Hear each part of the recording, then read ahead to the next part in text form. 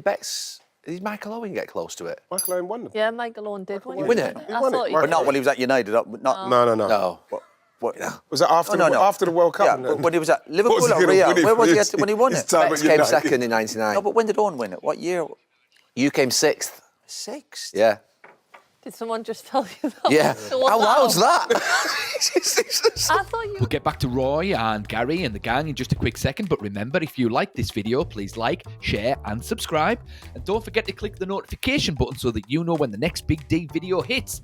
And don't forget, if you've got something to say, please put it in the comments. I read all of the comments and I am always keen to see what's on your mind. Anyway, in this clip, this is from The Overlap, and it's Gary and Roy and the rest of the team talking about the Ballon d'Or. They're talking about Dennis Law and Best Law and Charlton and the fact that all three of those guys won the Ballon d'Or, and also about Roy Keane coming sixth in 1999. And it just got the Big D thinking about the Ballon d'Or in general. And the Big D thinks that the Ballon d'Or is basically a beauty pageant for footballers. But the Big D will explain what he means by that after the clip, and he will also give his thoughts on what the guys say in the clip as well. Anyway, here's Keane, here's Neville, and I'll see you in a sec. Dennis Law. Yeah.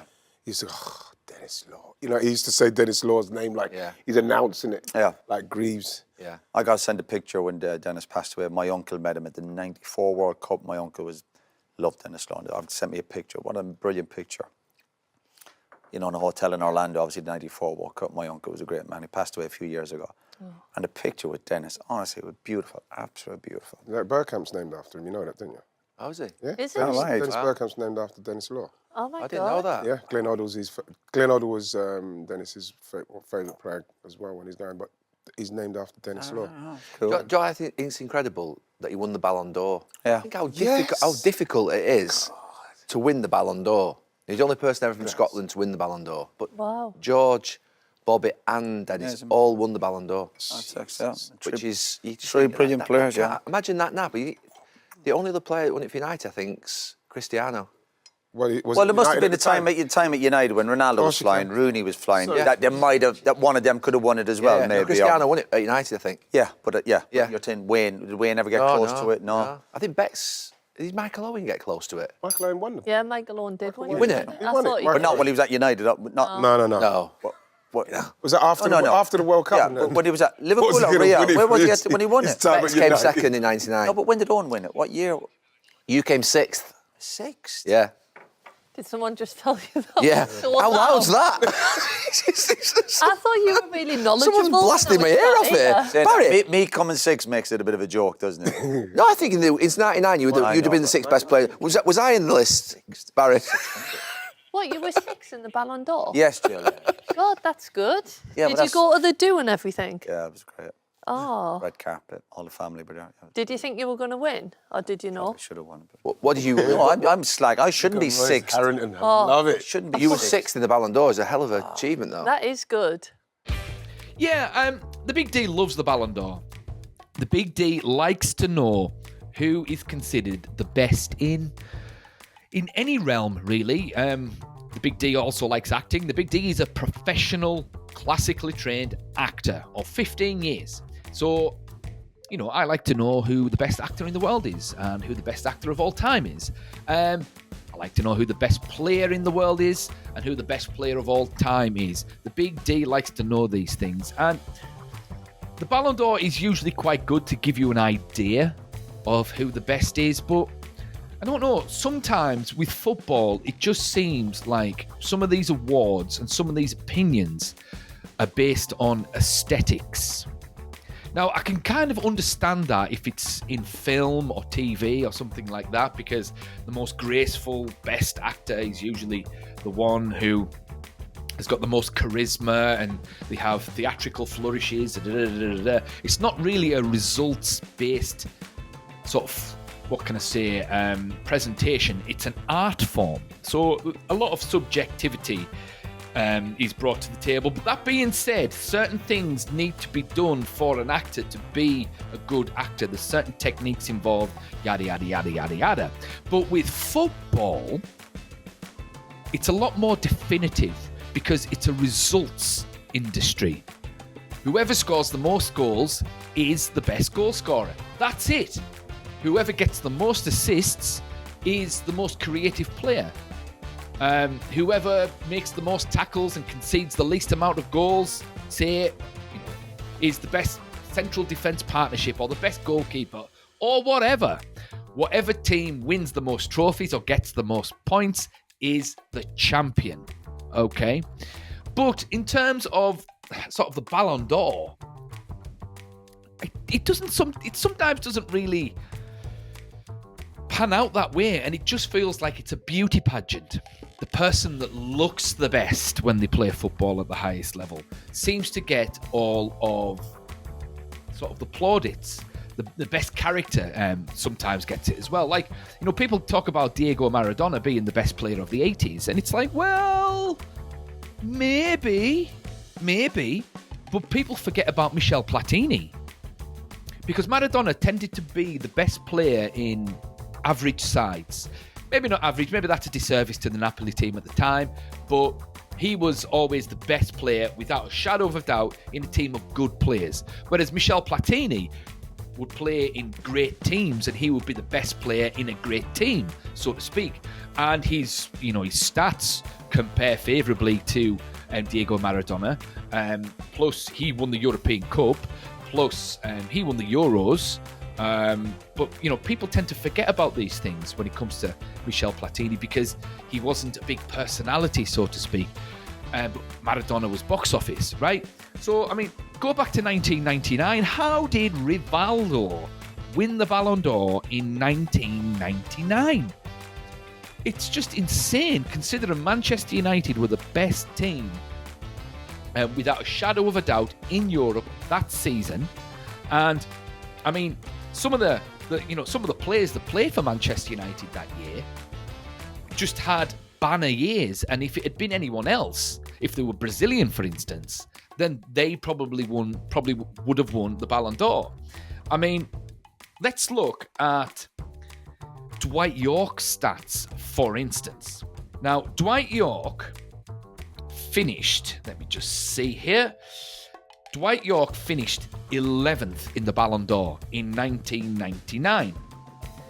And his stats were, he won the treble as Manchester United's top scorer, plus he scored 29 goals in 53 games in all competitions, plus he got 19 assists in all competitions.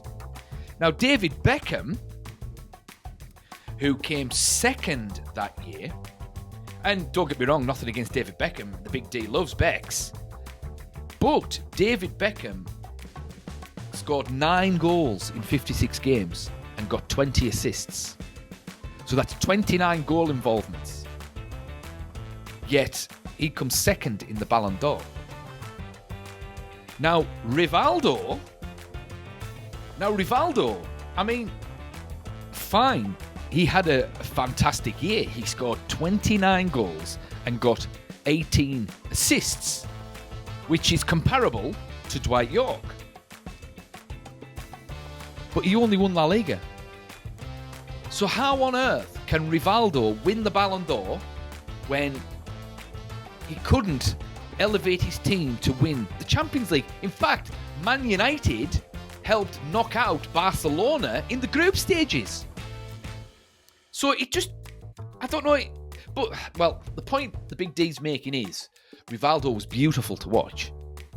He was phenomenal to watch. Scored long-range goals. He could take people on. He could beat men.